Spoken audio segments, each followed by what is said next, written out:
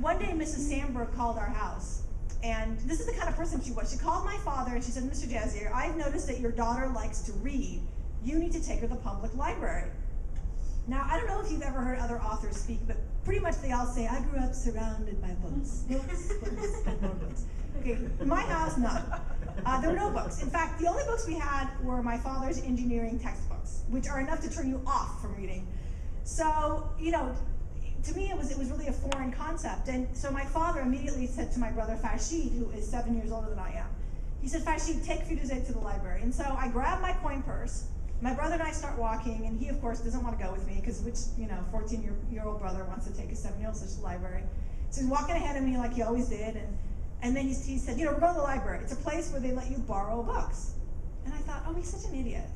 Because I knew you can't borrow anything anywhere. It's called shoplifting. I mean, you have to pay for it. So we get to the library, and we go in this room, and I've never in my entire life seen so many children's books in one place.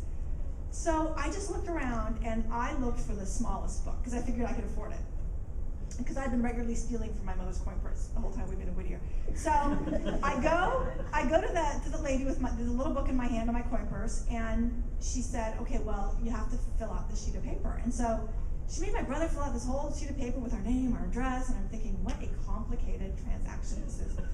And so then she gave me a library card, and she said, bring the book back in 2 weeks. And I still get tingly at the story, because I just remember thinking, who thought of this? This is amazing, amazing.